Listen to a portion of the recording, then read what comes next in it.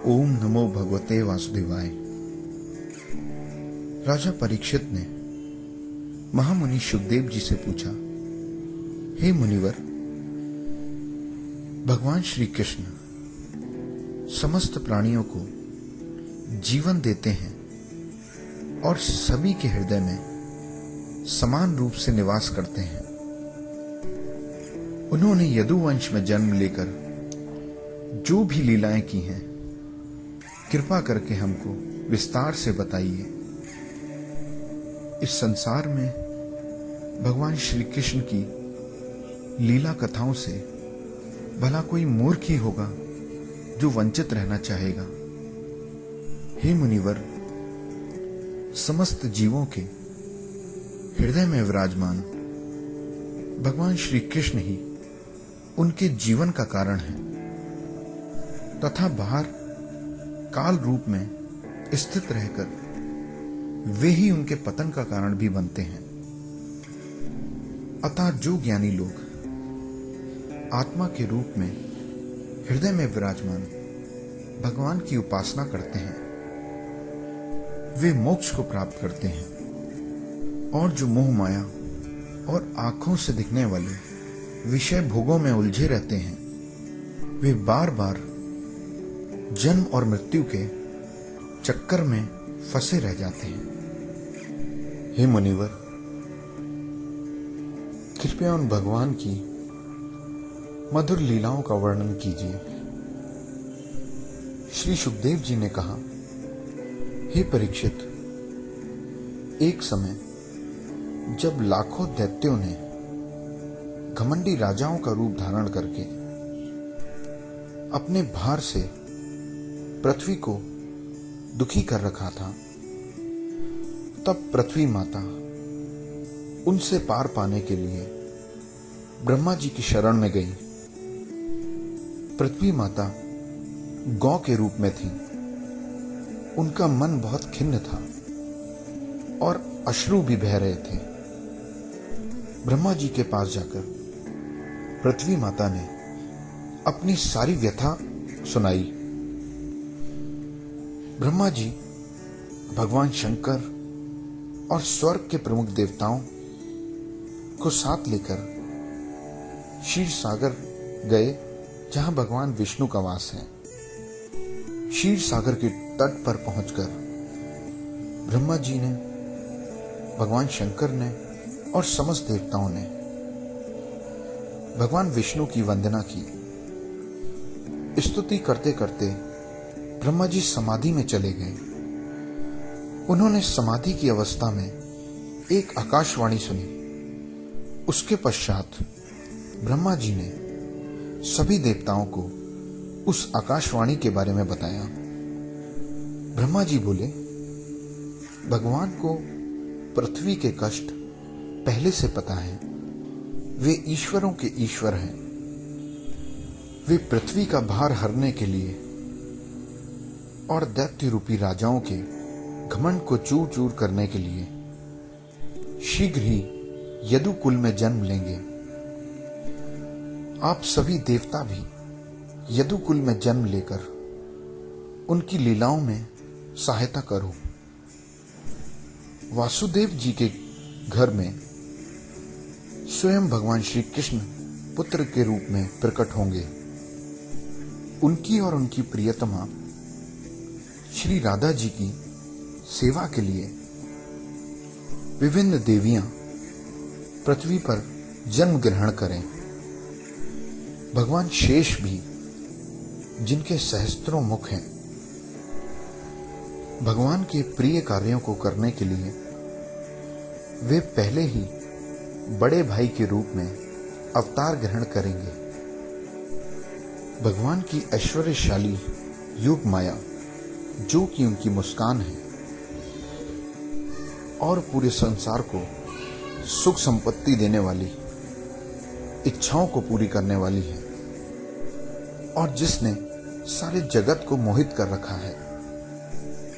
भगवान की आज्ञा से वह माया भी अंश रूप में अवतार ग्रहण करेगी। श्री शुकदेव जी कहते हैं, भगवान ब्रह्मा जी ने समस्त देवताओं को इस प्रकार भगवान श्री कृष्ण की लीलाओं का हिस्सा बनने की आज्ञा दी और पृथ्वी को भी समझाया कि भगवान अवतार लेके सब ठीक कर देंगे। इसके पश्चात वे अपने परम धाम को चले गए। प्राचीन काल में यदु वंश के राजा थे शूरसेन। वे मथुरापुरी में रहकर मथुरा मंडल और शूरसेन मंडल का राज्य करते थे। उसी समय से मथुरा ही सभी यदुवंशियों की राजधानी हो गई।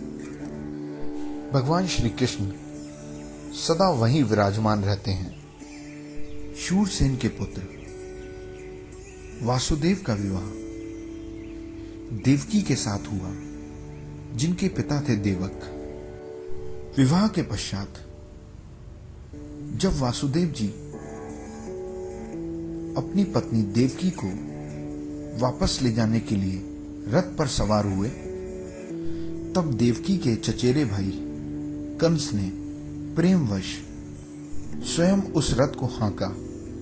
यद्यपि उसके पास सैकड़ों सोने के रथ और उनके सारथी थे, परंतु विवाह के कारण बहन के होने वाले वियोग से वह बहुत व्यथित था। कंस रथ को हाँक ही रहा था कि मार्ग में एक आकाशवाणी हुई और आकाशवाणी ने इस प्रकार कहा, अरे मूर्ख, जिसको तू रथ पर बैठाकर लिए जा रहा है, उसके 8वें गर्भ की संतान तुझे मार डालेगी। कंस बड़ा पापी था, उसकी दुष्टता की कोई सीमा नहीं थी। आकाशवाणी सुनते ही उसने अपनी तलवार निकाल ली और अपनी बहन की चोटी पकड़कर उसको मारने के लिए बढ़ा। वह अत्यंत क्रूर था और पाप कर्म करते करते अत्यंत निर्लज्ज भी हो गया था। उसका यह नीच कर्म देखकर वासुदेव जी उसको शांत करने लगे और बोले, हे राजकुमार, एक तो यह स्त्री है, दूसरी आपकी बहन है, तीसरा यह इसके विवाह का शुभ अवसर है। ऐसी स्थिति में आप इसे कैसे मार सकते हैं? जो भी इस पृथ्वी पर जन्म लेता है, उसके शरीर के साथ उसकी मृत्यु भी पूर्व निश्चित हो जाती है। आज हो या 100 वर्ष के बाद, जिसने जन्म लिया है उसकी मृत्यु तो होगी ही।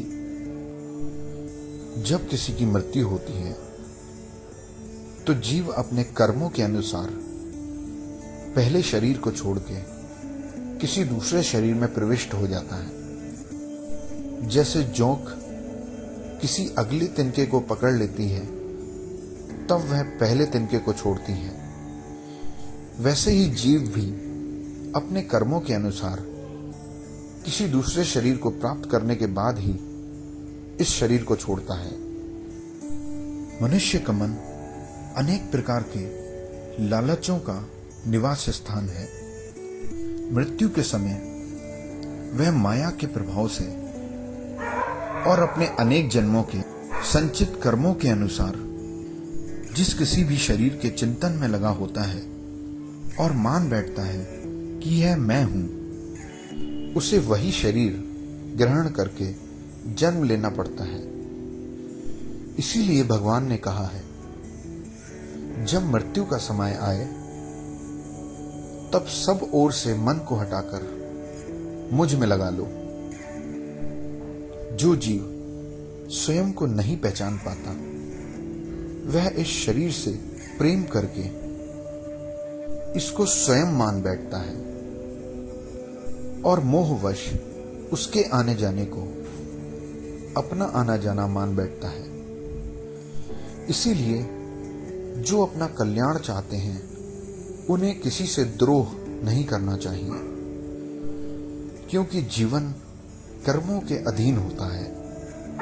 और जो किसी से भी द्रोह या दुश्मनी करेगा उसको इस जीवन में अपने शत्रु से और जीवन के बाद परलोक में भी परेशान होना पड़ेगा।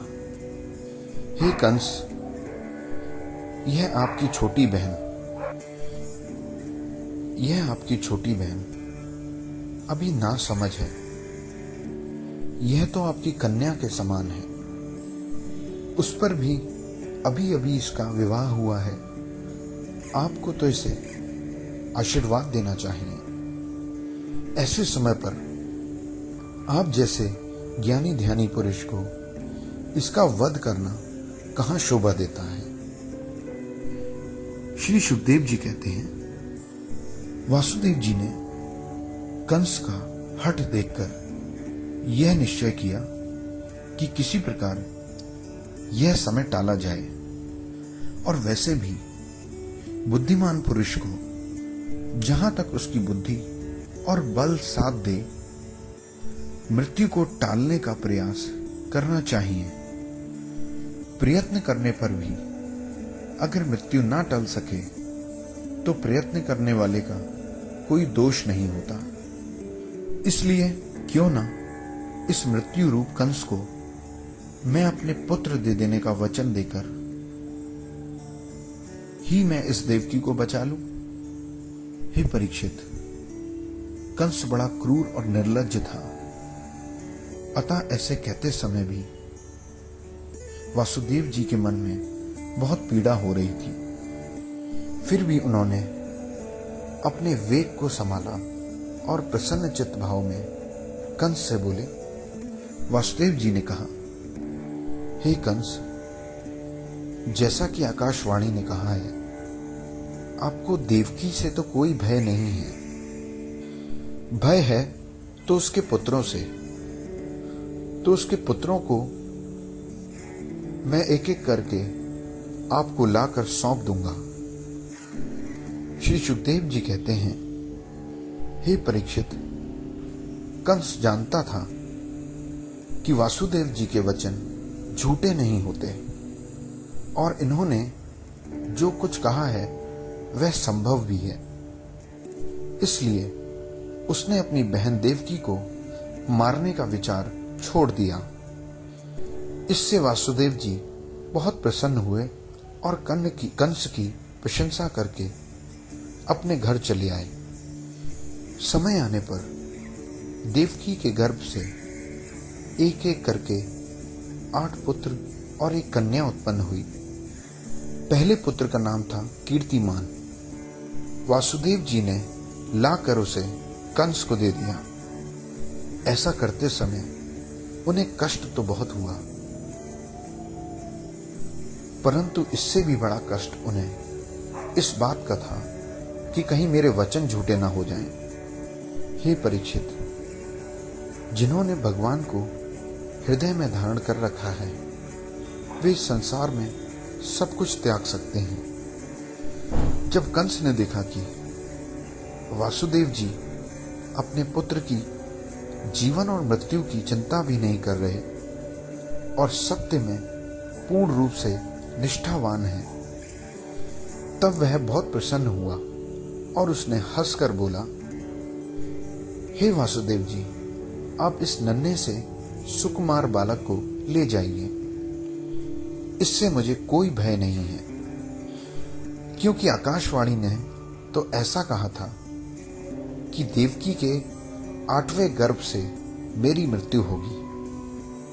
हे परीक्षित, उधर भगवान नारद कंस के पास आए और उससे बोले, ब्रज में रहने वाले नंद आदि सभी गोपी गोपियां और जो लोग भी तुम्हारी सेवा में लगे हैं वे सभी देवी देवता हैं।